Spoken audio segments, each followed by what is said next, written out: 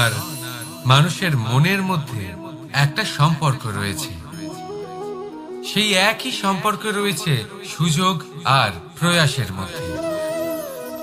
মানুষ বলে, যদি আমি একটু ধন লাভ করি তাহলে আমি কিছু করতে পারি।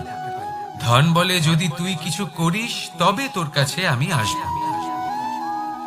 মানুষ বলে, আমি কোনো সুযোগ পেলে তবেই তো চেষ্টা করব। আর সুযোগ বলে, তুই প্রয়াস কর তবেই তো আমি দেখা দেব। সবসময় জীবনে সেই কামনা করবেন না যা আপনি অন্য কারোর থেকে বা এই সংসারের থেকে নিয়তির সাহায্যে পেতে পারেন। মনোসংযোগ করুন নিজের কর্মের ওপর। মনোসংযোগ করুন তার ওপর যা আপনার হাতে আছে। অনবরত চেষ্টা করুন, না কোনো আশা করে, না কোনো আকাঙ্ক্ষা নিয়ে। আর তারপর এই জীবনকে দেখুন, সে সফলতা হোক বা সুখ, সে ধন হোক বা হোক সুযোগ, সব নিজে থেকেই আপনার কাছে আসবে। রাধা রাধা। এই ডাল দেখুন, এই সুন্দর পুষ্প দেখুন। এই ডালের সৌন্দর্য হলো এই পুষ্প,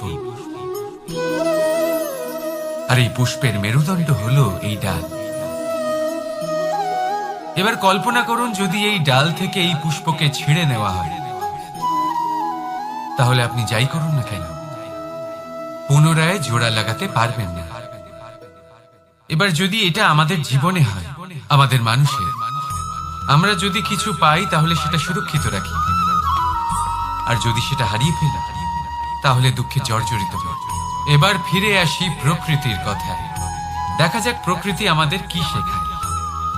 এবার যদি এই পুষ্প এই ডালটা থেকে ছেড়ে যায়, আর যদি এই ডাল সবল থাকে, তাহলে কিছুদিন পরেই এই ডালে আবার নতুন ফুল ফুটবে। এবার এটা আমাদের জীবনেও ঘটবে, নিশ্চয়ই ঘটবে। সেটাই প্রকৃতি।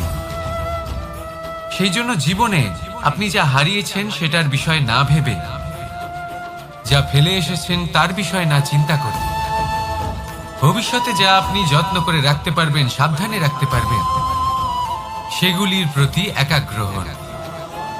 বিশ্বাস করুন, এই মনরূপী ডালের ওপর সুখের ফুল সব সময় ফুটবে। রাধা রাধা। আপনি কখনো কোনো ইঁদুর দেখেছেন? তার সবসময় কিছু না কিছু চাই, ঠোকরাতে থাকে সারা দিন সারা রাত। কখনো আপনার রান্নাঘর থেকে কিছু নেবে, তো কখনো ভাড়ার ঘর থেকে কিছু নেবে। কখনো আপনার জামা ছিঁড়বে, কিছু তুলে নিজের গর্তে নিয়ে চলে যাবে। কিন্তু আপনি দেখুন, সে কখনোই সন্তুষ্ট হয় না, ওর পেট কখনোই ভরে না। ঠিক তারই বিপরীত হলো নদী। কারোর থেকে কিছুই নেয় না, শুধুই দান করে। নিজের জল এই প্রকৃতিকে বিলিয়ে দেয়, এই ধরাকে ভিজিয়ে বয়ে চলে, এই প্রকৃতিকে একটা নতুন জন্ম দেয়। আর এই নদী যে সব সময় শুধুমাত্র দান করে, আপনি দেখবেন এই নদী কখনোই খালি হয়ে যায় না। এটা থেকে আপনি কি শিখলেন? যে সব সময় ছিনিয়ে খায়, সে সব সময় অভুক্তই থাকে। যে ব্যক্তি সব সময় সবাইকে দান করে, তাকে এই ক্ষুধা কখনোই জ্বালায় না। যে ইঁদুর যে সবসময় ছিনিয়ে খায়, একলা হয়ে যায়, তার শত্রু তৈরি হয়। সেখানেই নদী যে সবসময় সবাইকে দান করে, তাকে মানুষ মা ভেবে তার পুজো করে। তাই ছিনিয়ে নয়, দান করাতে বিশ্বাস রাখুন। আর আসুন আমার সাথে ভালোবেসে বলুন, রাধা রাধা। যখনই আমরা প্রসন্ন হই, কোনো শুভ অনুষ্ঠান থাকে, আমরা সাফল্য লাভ করি, আমরা সবার আগে আপনজনদের মিষ্টি মুখ করাই। আর এটা ভালোই। মিষ্টি মুখ করালে মনও মিষ্টি হয়ে যায়।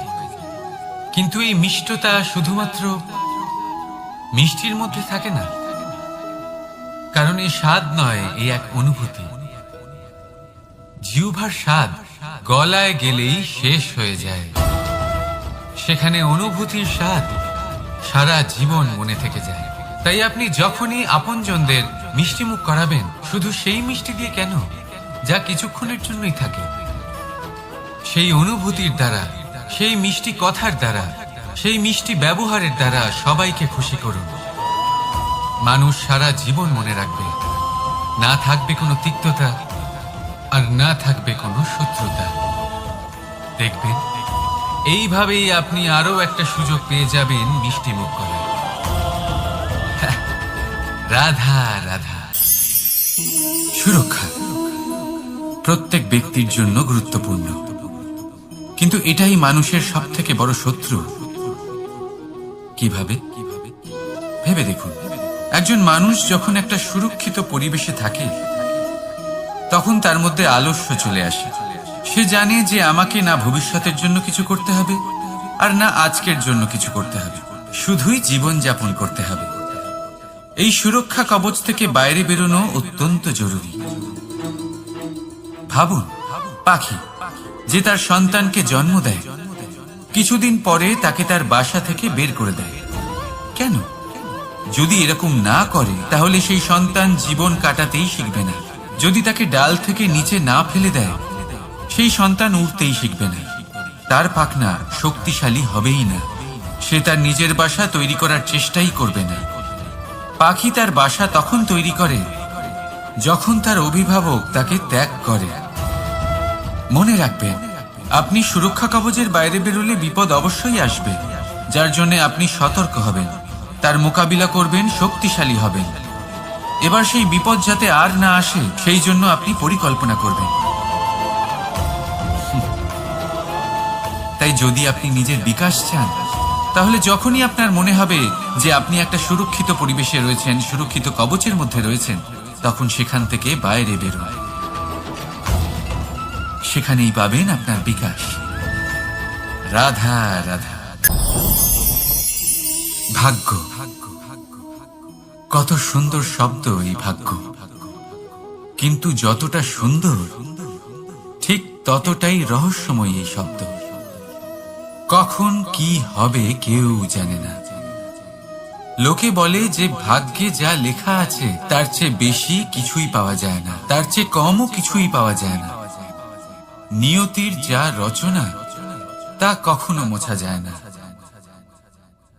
কিন্তু কেউ এইটা বোঝে না যে নিয়তি আপনার কর্মের দ্বারা বদলায়।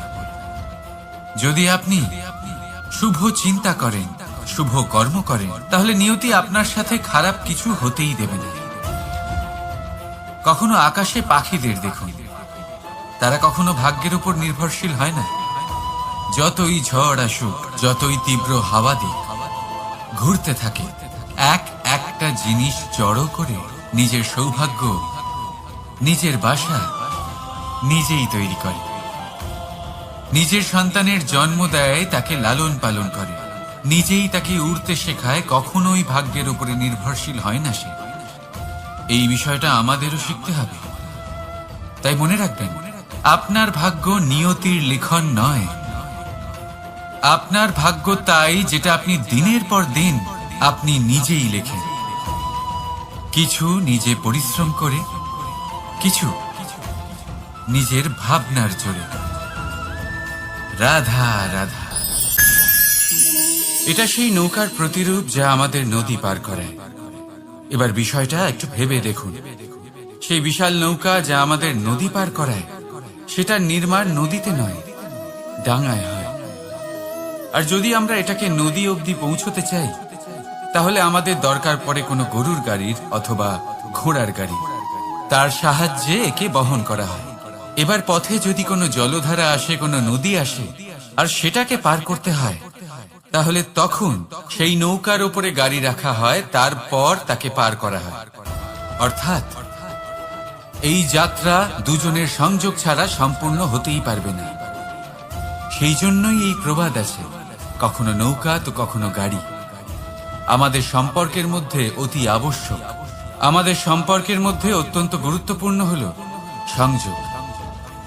সবসময় একসাথে চলা, সংযোগ স্থাপন করা, সবসময় সুখী থাকবেন। রাধা রাধা।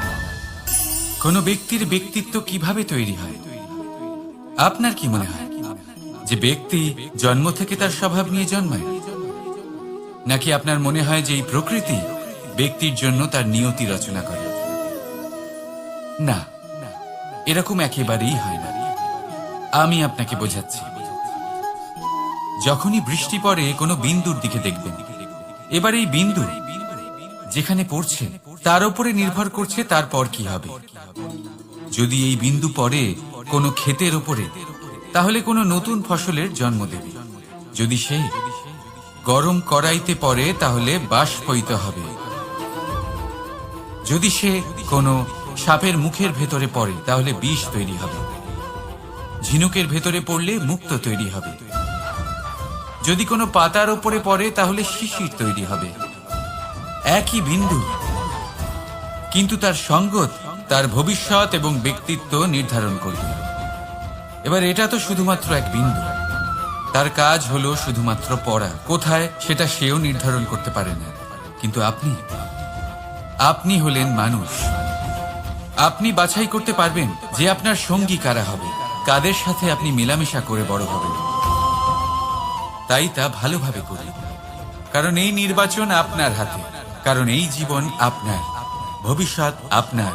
এবার আপনি মহান হতে চান কি না, তার নির্ণয় আপনাকেই করতে হবে।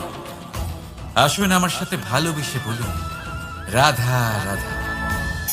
মানুষের কত রকম অনুভূতি হয়, কিন্তু সে সেটাই করে যেটা সে আজ অবধি করে এসেছে, আর এটাই তার সব থেকে বড় ভুল। আপনাকে যদি উদাহরণ দিই, তাহলে একটা গোয়ালা যে ছোটবেলা থেকে একটাই কাজ করেছে, গরুকে চড়িয়েছে, দুধ বের করেছে, সে সারা জীবন সেটাই পাবে, শুধু দুধ। কিন্তু ভেবে দেখুন, যখন এই দুধ কোনো ময়রার কাছে যায়, তখন সে সেটা দিয়ে মালপোয়া বানায়, মাখন বানায়, বিভিন্ন রকমের সুস্বাদু মিষ্টি বানায়, ঘি বানায়। সে বড় কিছু করে, তার বদলে সে বড় কিছু পায়। তাই মনে রাখবেন, যদি আপনি সেটা করেন যেটা আপনি সব সময় করে এসেছেন, তাহলে আপনি সেটাই পাবেন যা আপনি আজ পর্যন্ত পেয়ে এসেছেন। আসবে রাধা রাধা। সমুদ্র মন্থন আমরা সবাই জানি এ কিভাবে হয়েছিল। এই মন্থন থেকে কি কি পাওয়া গেছিল? অসংখ্য রত্ন পাওয়া গেছিল, বিষ পাওয়া গেছিল, অমৃত পাওয়া গেছিল। ঠিক সেইভাবেই আমাদের ভেতরেও একটা বিশাল সমুদ্র রয়েছে, যাকে আমরা নাম দিয়েছি মন। যদি এই মনের মন্থন করা হয়, তাহলে এই মন থেকে বিষও বেরোতে পারে, আর অমৃতও বেরোতে পারে। তাই মনে রাখবেন, আপনার যে জিহ্বা রয়েছে তা বিষও নির্গত করতে পারে, আবার অমৃত। খারাপ কিছুও করতে পারে, যদিও আপনার মনস্কামনা খারাপ নাও হয়। তাই সবসময় যখন আপনার মুখ থেকে শব্দ উচ্চারণ করবেন, এই মনের মন্থন করে তা করুন। আর আমার সাথে ভালোবেসে বলুন, রাধা রাধা। পাদুকা, খড়ম আমাদের জীবনে কতটা গুরুত্বপূর্ণ হয়। যখনই আমরা এটা পায়ে পড়ে হাঁটি, এটা আমাদের রক্ষা করে কাঁটা থেকে, ছোট পাথর থেকে। এটা আমাদের সুরক্ষিত রাখে। কিন্তু যদি এটাকেই আমরা অন্য দৃষ্টিভঙ্গি দিয়ে দেখি, তাহলে এই পাদুকার জন্যই হাঁটার সময় পেছন থেকে আমাদের পায়ে কাদা লেগে যায়। এরকম মানুষও আমাদের জীবনে থাকে, যে থাকে তো আমাদের সাথেই, কিন্তু এরাই আমাদের পিঠ পিছে কাদা ছড়ে। এবার হাঁটার সময় যখন আপনার পায়ে কাদা লাগে আপনার পাদুকার জন্য, আপনার নজর সেদিকে থাকে না, আপনার নজর থাকে সামনের দিকে, কারণ সেটাই আপনার লক্ষ্য, সেটাই আপনার পথ, আর সেটাই আপনার করা উচিত। তাই মনে রাখবেন, আপনার পা ধরে সেই টানতে পারে যে আপনার পেছনে রয়েছে, আর আপনার নজর সেখানে নয়। সবসময় সামনে নিজের লক্ষ্যে থাকা উচিত। প্রতি মুহূর্তে নিজের লক্ষ্যের দিকে তাকিয়ে থাকুন। সবসময় জীবনের সামনে এগোতে থাকুন। আর রাধা রাধা।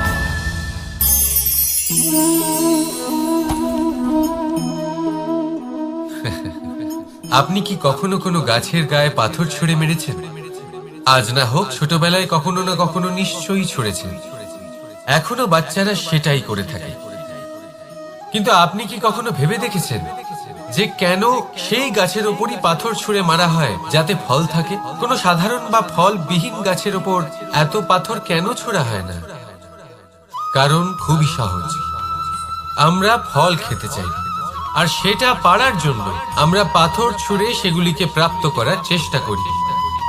আর অন্যদিকে সেই গাছ এই পাথরের রূপে বিরোধিতা সহ্য করে, তবুও সেখানেই দাঁড়িয়ে থাকে যেখানে তার অবস্থান। সেই ফল আমাদের দিতে থাকে যা সর্বদা আমাদের দিয়ে এসেছে, আর সেই জন্যই সে আমাদের কাছে মূল্যবান।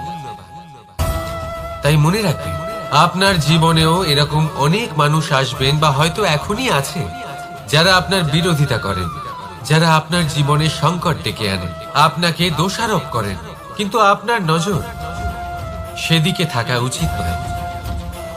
তাই একটা গুরুত্বপূর্ণ সত্য সবসময় মনে রাখবেন, সেই গাছের ওপরেই পাথর এসে পড়ে যে ফল ধারণ করে, যে মূল্যবান হয়। রাধা রাধা। আপনি এটা দেখতে পাচ্ছেন? আপনি নিশ্চয়ই ভাবছেন এটা জট কি করে বাঁধল। তার কারণ এই হলো, আমি এই সুতো ঠিক করে গুছিয়ে রাখতে পারি না। এটার দুটো দিক একসাথে জড়িয়ে গেছে, আস্তে আস্তে পুরোটা জড়িয়ে গেল, আর তারপর দেখুন এমন একটা জট পেকে আছে যে আমি কিছুতেই বুঝতে পারছি না এটাকে খুলবো কিভাবে। তাই মনে রাখবেন, যদি কোনো লম্বা সুতোকে ঠিক করে গুছিয়ে না রাখেন তাহলে সেটা জড়িয়ে যাবে। এইভাবেই আমাদের জীবনে আমাদের জিহ্বা, আমাদের কথা, যদি এই জিহ্বা আপনারা সামলে না রাখতে পারেন তাহলে শুধুমাত্র কষ্ট পাবেন। তাই নিজের শব্দ এর উপরে নিয়ন্ত্রণ রাখুন, সর্বদাই ভালো হবে। আর আসুন আমার সাথে ভালোবেসে বলুন, রাধা রাধা। এটা দেখতে পাচ্ছেন? আপনি নিশ্চয়ই জানেন এটা কি। এটা বড়ই বিচিত্র এক বস্তু। এটা হলো কয়লা। আমি একে বিচিত্র এই কারণে বলছি, ভেবে দেখুন, যদি এটা গরম হয় আর আপনি এটাকে ধরে ফেলেন, এটা আপনার হাত পুড়িয়ে ফেলবে। আর যদি এটা ঠান্ডা হয় আর আপনি এটা ধরেন, তাহলে এটা আপনার হাতে কালি লাগিয়ে দেবে। অর্থাৎ যে কোনো পরিস্থিতিতেই, যে কোনো রূপেই থাকুক না কেন, গরম হোক অথবা ঠান্ডা, এটা কোনো না কোনো ভাবে আপনার ক্ষতি অবশ্যই করবে। এরকমই হয় খারাপ মানুষজন, বদ সঙ্গ, ঠিক কয়লার মতো। আপনি যদি কিছু নাও করেন, যাই হয়ে যাক, এরা যদি আপনার কাছে থাকে তাহলে কোনো না কোনো ভাবে জীবনে আপনার কোনো না কোনো ক্ষতি অবশ্যই হবে। তাই নিজের জীবনে সবসময় সঙ্গতের নির্ণয় অত্যন্ত ভেবেচিন্তে করবেন।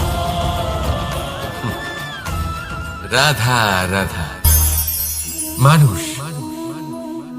মানুষ কতটা শক্তিশালী হয়, তার কতটা সামর্থ্য রয়েছে, সে কতটা প্রতিভাশালী হয়, এটা হয়তো বলার কোনো দরকারই নেই। আজকের দিনে সবাই জানে যে মানুষ কি না করতে পারে। মানুষ চাইলে সবকিছু করতে পারে।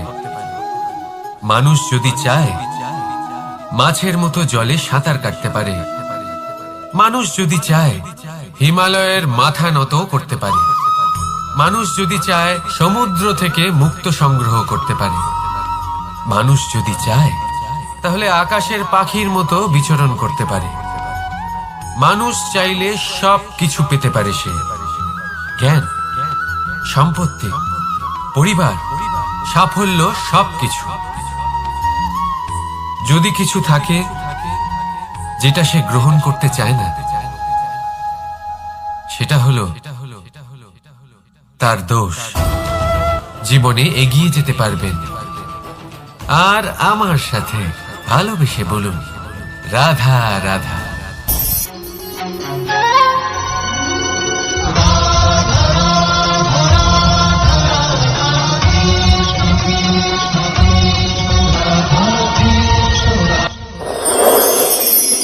মানুষের জীবনে তিনটি গুণ অত্যন্ত প্রয়োজনীয়: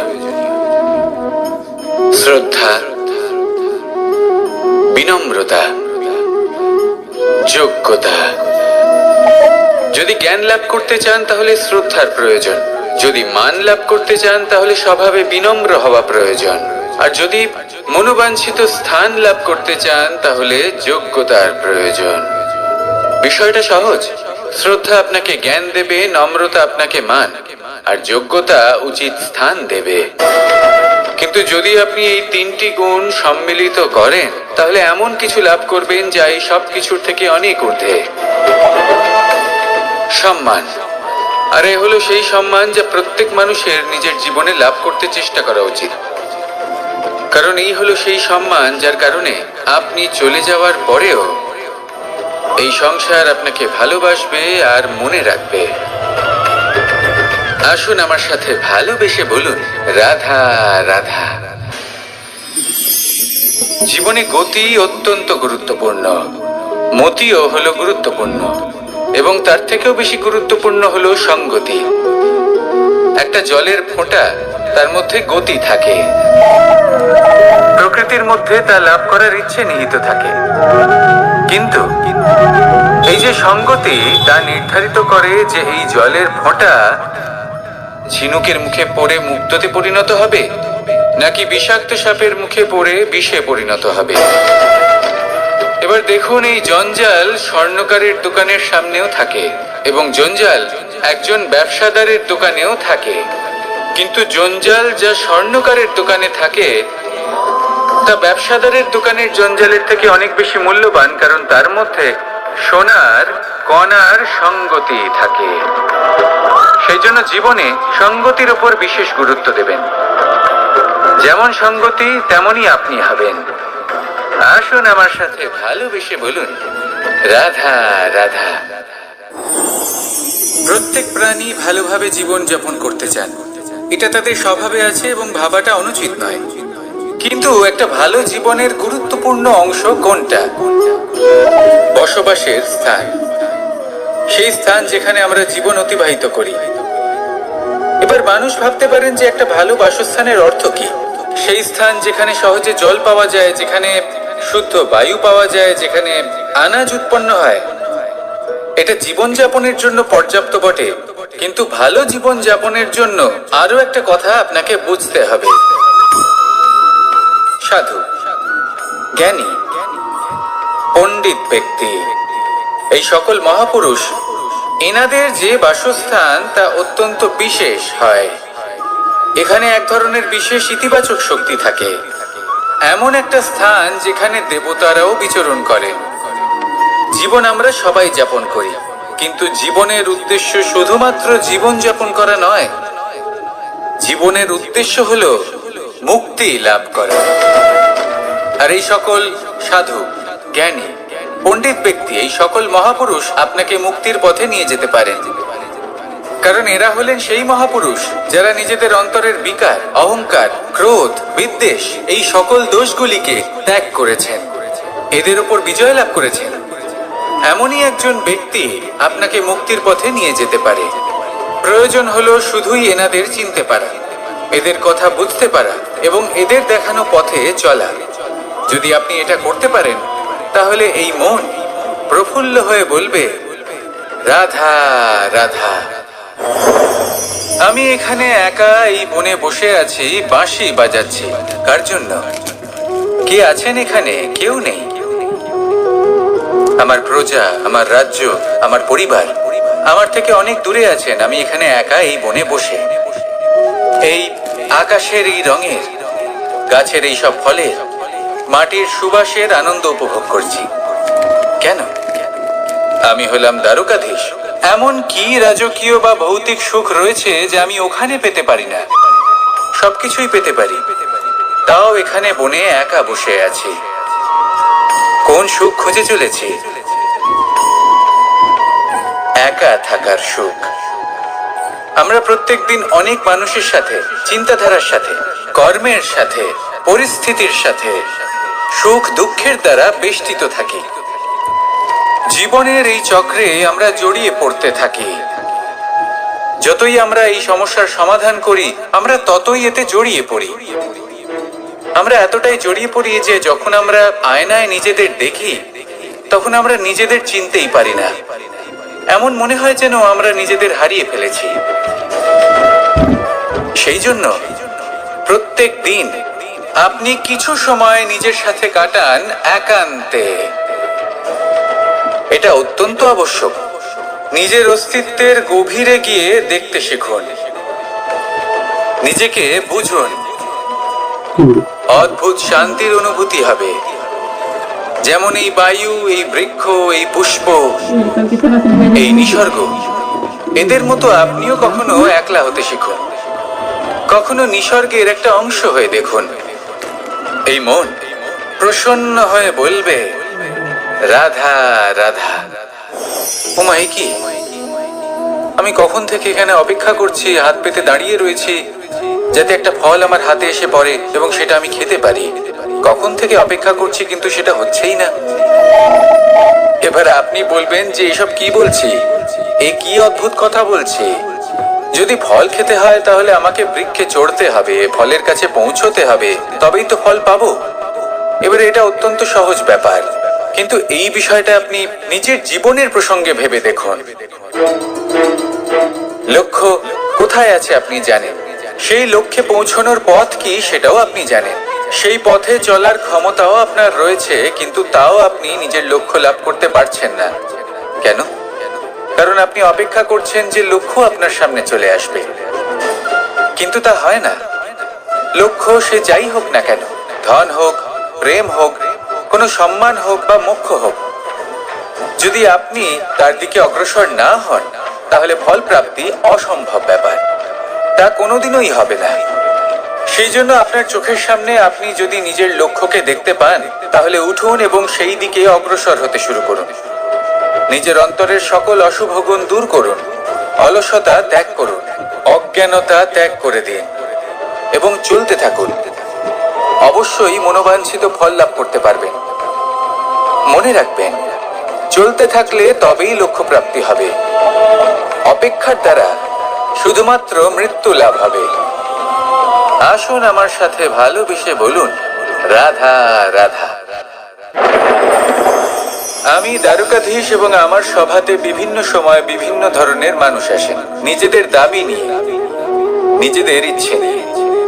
কখনো কেউ ভোজন চান, আবার কখনো কেউ ওষুধ, কখনো কেউ বস্তু চান, কেউ আবার চান বস্ত্র। কারোর জ্ঞান চাই, কারোর ধন চাই, আবার কারোর বাসস্থান। অনেক সময় আমি এই অনুরোধ, এই ইচ্ছে পূর্ণ করি না। এবার আপনি এটা ভাবতেই পারেন যে কৃষ্ণ তো তাহলে লোভী, ওর কাছে তো সবকিছুই রয়েছে, তারপরেও সে নিজের প্রজার ইচ্ছে পূর্ণ করে না, তাদের সমস্যাগুলি বুঝতে পারে না, তাদের সুখ স্বাচ্ছন্দ্য প্রদান করে না। আসল সত্য হলো এটাই যে কোনো সবল ব্যক্তি, যে কোনো গৃহস্থ ব্যক্তি যে কাজ করতে সক্ষম, তার পরিশ্রম দ্বারাই নিজের প্রয়োজনগুলি এবং ইচ্ছেগুলি পূরণ করা উচিত। এটা অত্যন্ত প্রয়োজনীয়, আর এগুলো তিনি করতে পারেন শিল্প, ব্যবসা, আচরণ অথবা জ্ঞানের ভিত্তিতে। এই পথে চলতে হবে, পরিশ্রম করতে হবে, তবেই সে কিছু অর্জন করতে পারবে। এবার এমন কোনো ব্যক্তি যার এই সব কিছুতে কোনো রুচি নেই, যে কিছুই করতে চায় না, সে কিছুই অর্জন করতে পারবে না। এবার এরকম কোনো ব্যক্তিকে যদি আমি কোনো বস্তু প্রদান করি, তাহলে কি হবে? সে পরাধীন হয়ে যাবে, আর সেটা উচিত হবে না। তাহলে কি করা উচিত? তাকে পথ দেখানো, তাকে বোঝাতে হবে যে কোন পথে চলে তুমি নিজের লক্ষ্য প্রাপ্ত করতে পারবে। শিল্প, জ্ঞান, আচরণ এবং ব্যবসা, এই পথে কিভাবে চলে সেটা শেখাতে হবে, আর আমি সেটাই করি। তার ফলে কি হয়? ব্যক্তি স্বাধীন হয়ে যায়। সংসারে সে যা চাইবে তাই প্রাপ্ত করতে পারবে, কখনো কারোর থেকে কিছু চাইবার প্রয়োজন পড়বেই না। এই কথাটা সবসময় মনে রাখবেন। যখনই দান করবেন, তা ভাবনা চিন্তা করে এমন ভাবে দান করবেন যাতে সামনের ব্যক্তি স্বাধীন হতে পারেন, পরাধীন নয়। আসুন আমার সাথে ভালোবেসে বলুন রাধা রাধা করতে শিখুন। পাণ্ডব পাণ্ডবরা বন থেকে এসেছিলেন। ওনাদের কাছে না কোনো ধন ছিল, না কোনো সম্পদ, না বিদ্যা। নিজের পরিশ্রমের দ্বারা ওনারা বিদ্যা অর্জন করেছিলেন, আর তার দ্বারাই সম্পদ অর্জন করলেন আর ধনও অর্জন করলেন। এই পাণ্ডব ছিলেন অত্যন্ত কুশল এবং শক্তিশালী। যুধিষ্ঠির নিজের পরিশ্রম দ্বারা এমন জ্ঞান অর্জন করেছিলেন যে এই সংসার ওনাকে ধর্মরাজ যুধিষ্ঠির অভিহিত করেছিল। দেখতে গেলে পাণ্ডবদের কাছে সবকিছুই ছিল, কিন্তু যখন বিষয় এলো আরো ধন লাভ করার, তখন যুধিষ্ঠির, যিনি পাণ্ডবদের মধ্যে জ্যেষ্ঠ, তিনি সকল পাণ্ডবদের সাথে দ্যুতক্রীড়ায় অংশগ্রহণ করে ফেললেন। এর ফলে না শুধু ধনলক্ষ্মী, ধর্মলক্ষ্মী, বিবেক লক্ষ্মীকেও হারালেন, আর শুধু তাই নয়, নিজের গৃহলক্ষ্মী দ্রৌপদীকেও হারিয়ে ফেললেন। এর কারণ কি? ভুলে গেলেন খুব সহজ একটা কথা, এই সংসারে সম্মান এবং সাফল্য দুটোই পরিশ্রমের দ্বারা লাভ করতে হয়। কিন্তু দ্যুতক্রীড়ার এই খেলা আমাদের ভাগ্যের উপর নির্ভরশীল। এই সংসারে দুটি পথ রয়েছে। একটা পথ যেখানে কর্ম এবং পরিশ্রমের দ্বারা আপনি নিজের পথ নিজেই রচনা করতে পারবেন, আর দ্বিতীয় পথ হলো যেখানে এই ভাগ্য এক মুহূর্তে আপনাকে শিখরেও পৌঁছে দিতে পারে, আবার ধূলিসাৎ করে দিতে পারে। আপনি কোন পথ বাছবেন সেই চয়ন আপনারই। আসুন আর আমার সাথে ভালোবেসে বলুন রাধা রাধা। কোনো এক সময়ের ঘটনা এটা। মা এবং বাবা হাটে গিয়েছিলেন। তখন আমি আর দাদা গিয়েছিলাম গরু চড়াতে। আমরা বাড়ি ফিরে এলাম, আর মা সেই সময় একটা কাজ করতেন। যখনই হাটে যেতেন দরজা তালা বন্ধ করে যেতেন। উনি খুব ভালো করে জানতেন যে যদি ওনার এই মাখন চোর সঠিক সময় পৌঁছে যায়, তাহলে এক ফোঁটাও মাখন ওনার অবশিষ্ট থাকবে না। এবার ঘটনা কিছুটা এরকম হলো যে মা আর বাবা মাঝে মাঝে হাটে যেতেন, তাই মাঝে মাঝে এই দরজা তালা বন্ধ করতে হতো। যখন মা আর বাবা ফিরে এলেন, তখন বাবা ভুলে গিয়েছিলেন যে এই চাবির গোছা থেকে ঠিক কোন চাবিটা দরজার তালা খোলার জন্য উপযোগী। উনি চেষ্টা করতে শুরু করে দিলেন।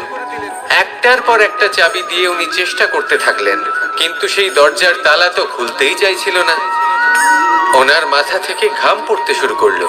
তখন মা বললেন যে তালা ভেঙে দেওয়া যাক। মা চলে গেলেন, আর বাবা বললেন না না দাঁড়াও, আর কিছু চাবি বাকি আছে, এটা হয়তো খুলতে পারবো।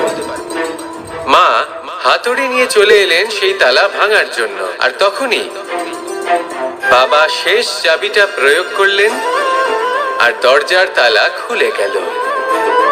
যদি উনি চেষ্টা না করতেন তাহলে এই তালাটাও ভেঙে যেত আর চাবিটাও নষ্ট হয়ে যেত, ঠিক কিনা?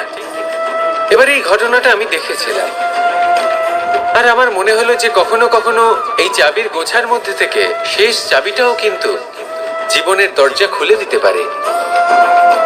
সেজন্য আপনি যদি জীবনে সাফল্য লাভ করতে চেষ্টা করেন, নিজের লক্ষ্যে পৌঁছতে চান, তাহলে হার মানবেন না। হয়তো দেখবেন আপনার পরবর্তী প্রচেষ্টা বা এই অন্তিম প্রচেষ্টা আপনাকে সাফল্যের পথে নিয়ে গেল। তাই নিরন্তর প্রচেষ্টা করতে থাকুন, জীবনে সাফল্য লাভ করুন।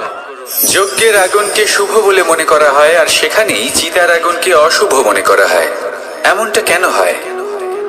এখানে বিষয়টা হলো লক্ষ্য, বিচার এবং সঙ্গের। যখন আমরা যজ্ঞ করি তখন আমাদের লক্ষ্য কি হয়? পরিবেশকে আরো পবিত্র করে তোলা, ইতিবাচক করে তোলা। আমাদের লক্ষ্য শুভ হয়। তারপরে আসে বিচার। এই পরিস্থিতিতে সেই বিচার হলো অগ্নি। স্ফুলিঙ্গ থেকে তীব্র আকার ধারণ করে সমস্ত কাঠকে পুড়িয়ে দেয় এবং সুগন্ধ ছড়িয়ে দেয়।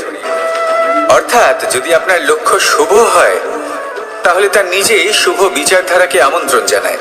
এই শুভ বিচার তখনই আসবে যখন আপনার সংকল্প শুভ হবে। অন্যদিকে হলো চিতার আগুন। এর লক্ষ্য কি? একটা দেহকে পরধামে পৌঁছে দেওয়া।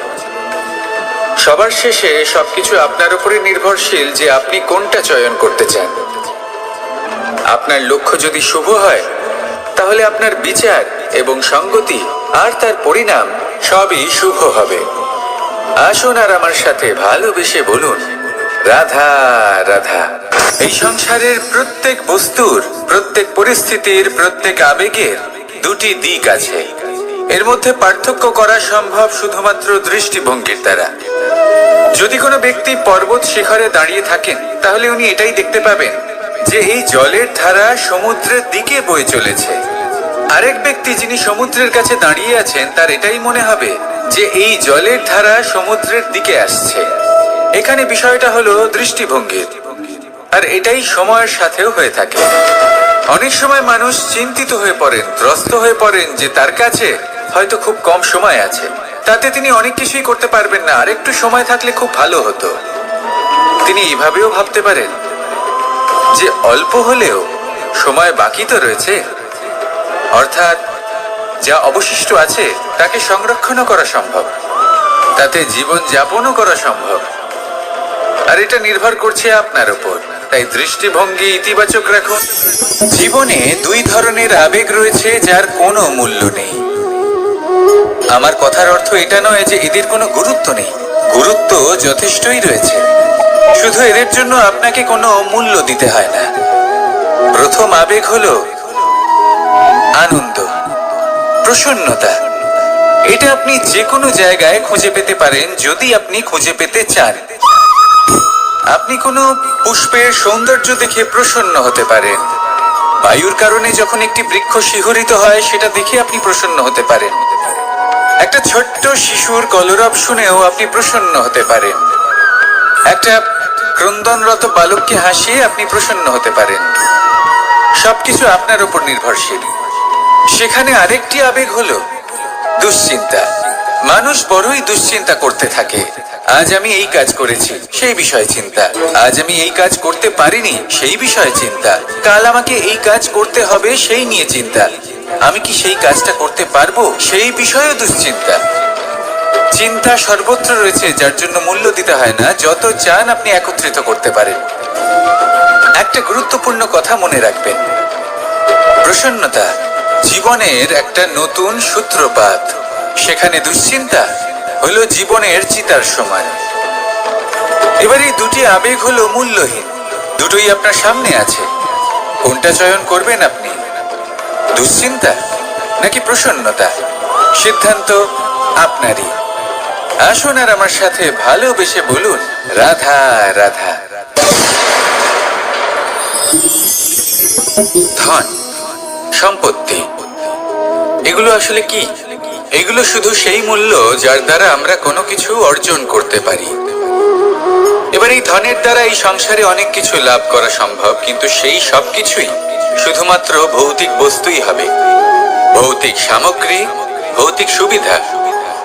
অর্থাৎ আপনার কাছে যতই ধন থাকুক, তা আপনাকে শান্তির ঘুম এনে দিতে পারবে না, আপনাকে জীবনের বাস্তব সুখের অনুভূতি লাভ করাতে পারবে না, কারণ এগুলো ভৌতিক ধন। এই ভৌতিক বস্তুই অর্জন করাতে সক্ষম। বাস্তবিক ধন কি? যদি এই প্রশ্ন আপনার মনে আসে, তাহলে তার উত্তর আমি আপনাকে দেব একটা উদাহরণের মাধ্যমে। কখনো আপনি শুনে থাকবেন যে একজন পিতা আজীবন অনিষ্ট করেন, অনর্থ করেন, খারাপ কাজ করেন শুধু ধন অর্জনের জন্য। তিনি ভাবেন যে আমি ধন অর্জন করব আর নিজের সন্তানকে একটা উজ্জ্বল ভবিষ্যৎ প্রদান করব, একটা সুখ স্বাচ্ছন্দ্যময় জীবন দান করব। এবার সন্তান যখন জন্ম লাভ করে, তখন সে ভাগ্যের জোরে সেই ধন ভোগ করে। যেরকম সে পায়, সেরকমই তার ব্যবহার সে করে। কখনো আপনি এটাও দেখে থাকবেন যে সেই সন্তান সমস্ত ধন নষ্ট করে ফেলে, আর সেই পিতা যিনি সমস্ত ধন সঞ্চয় করেছেন, যিনি সেই ধনের প্রভু, আজ সেই ধনের প্রহরী হয়ে রয়েছেন। এবার এরকম কেন হয়? এরকম তখনই হয় যখন সেই পিতা বুঝতেই পারেন না যে তার জীবনের আসল ধন কি। সেই আসল ধন তার সন্তানকে সে দিতেই পারে না। যদি পিতা তার সন্তানকে কর্মের জ্ঞান দিতে পারেন, উচিত কোনটা অনুচিত কোনটা সেই শিক্ষা দিতে পারেন, সংস্কারের প্রকৃত শিক্ষা দিতে পারেন, তবে সেটা ধনের থেকে অনেক বেশি গুরুত্বপূর্ণ। এটাই হলো জীবনের বাস্তব ধন। আপনি সেই কথা তো অবশ্যই শুনে থাকবেন, কুসন্তান হলে ধন সঞ্চয় করে কি হবে, সুসন্তান হলে ধন সঞ্চয় করে কি হবে। সন্তান যদি কুপুত্র হয়, তাহলে সব নষ্ট করে ফেলবে, আর সন্তান যদি সুপুত্র হয়, তাহলে ধন থাকুক না থাকুক, সে নিজেই কর্মের পথে অগ্রসর হয়ে ধন অর্জন করবে আর নিজের জন্য এক উজ্জ্বল ভবিষ্যৎ গড়ে তুলবে। তাই সন্তানকে সম্পদ দেওয়ার আগে কর্মের জ্ঞান দান করুন, সুশিক্ষা দিন, কারণ এটাই হলো জীবনের প্রকৃত ধন। আসুন আর আমার সাথে ভালোবেসে বলুন, রাধা রাধা।